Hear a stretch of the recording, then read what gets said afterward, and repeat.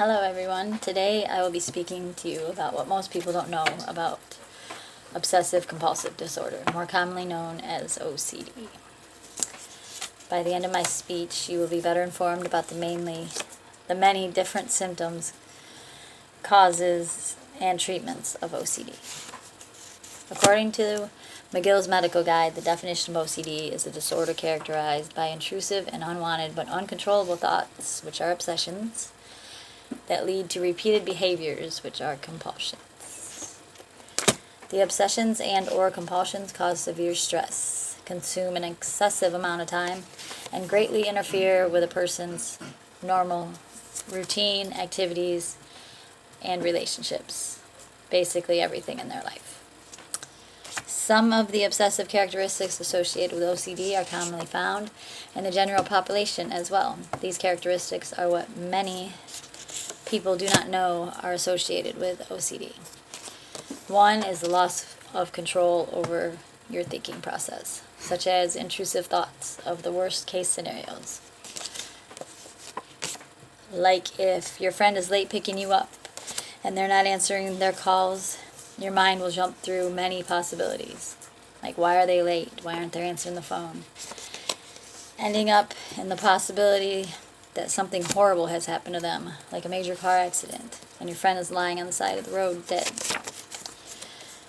Then you become frantic, in a panic, suffering with extreme anxiety. Then all of a sudden, your friend pulls up and tells you that she's sorry she was running late. She was going to call you, but after she already driving down the road, she realized she had left her phone at the house accidentally because she was rushing out the door. Simple excuse, but our minds went somewhere else. This kind of obsessive characteristic is usually looked at as over-worrying and overreacting, but this is an actual symptom of OCD.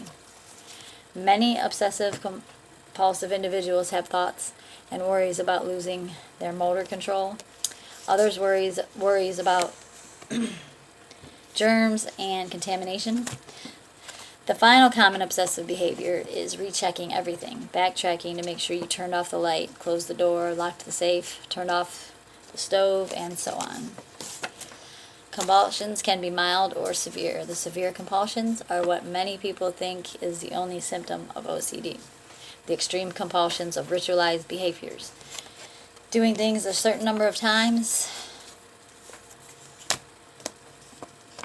over and over again. If these compulsions are interrupted or not completed in the normal ritualized manner, there is anxiety and chaos until this task can be completed properly to their standards.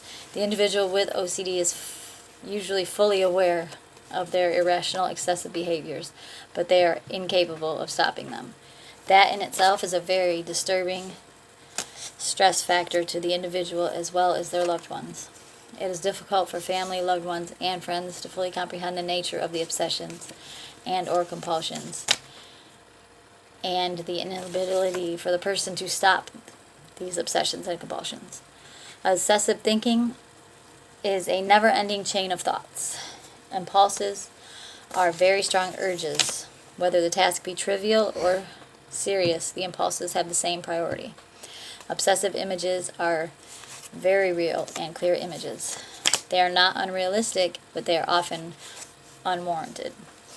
And they are always uncontrollable for the individual with the OCD. This is the worst feeling, to know that the thoughts are wrong and simply cannot stop them. It takes a large toll on themselves, and their loved ones suffer. Their loved ones don't understand that it's out of their control. Some therapy and understanding will go a long way for both sides. If there's more awareness of the actual problem, then all individuals involved would have a better relationship and be more supportive of the symptoms and how to react to them. Some individuals with compulsions have overwhelming urges to have perfection of the most trivial tasks.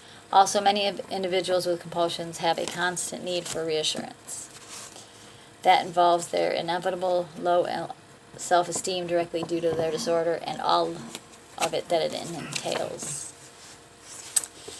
According to the DSM guidebook, the extent to which the individual with OCD is aware of the inside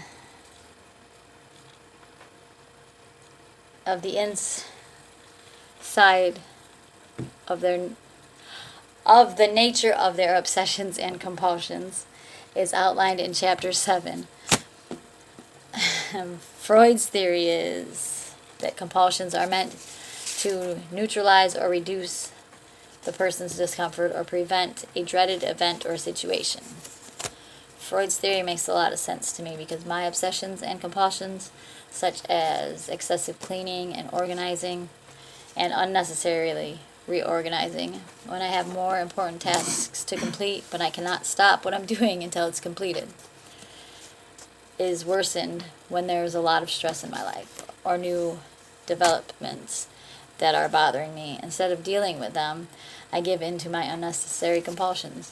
That only creates more stress and difficulties for myself and for my loved ones. There are different insights and criteria to this disorder. They all come down to the same thing. Thoughts enter our brains intrusively and unwanted. We are aware that these thoughts are there, but unable to stop them. Therefore, we act on our compulsions to suppress or neutralize the unwanted thoughts and images, which causes more stress and anxiety, takes excessive amount of time, and causes many disturbances and arguments with loved ones, friends, family, and co-workers. The direct cause of OCD is uncertain, and no single cause has been isolated. The onset of OCD is often preceded by stressful events, traumatic experiences, any major changes in life, a new child, a new job, a new house, etc. Depression and anxiety are closely associated with OCD. According to an academic journal investigating outcomes across OCD symptoms, dimensions, in a clinical sample of OCD patients, there are treatments. Cognitive behavioral therapy has helped many individuals to control their impulses and redirect their thoughts. It is very helpful for family and loved ones to attend therapy and have a better understanding of the disorder and how to help their loved ones. In more extreme cases of OCD, behavioral therapy and psychotropic drugs help to greatly reduce the obsessions and behaviors, thoughts, and compulsions. In conclusion, it is very difficult to live with this disorder for the individual that has this disorder and for the family, friends, and loved ones. I hope this speech has helped you to have more insight into this disorder, and you will be able to help your loved ones or yourself through this disorder. Thank you.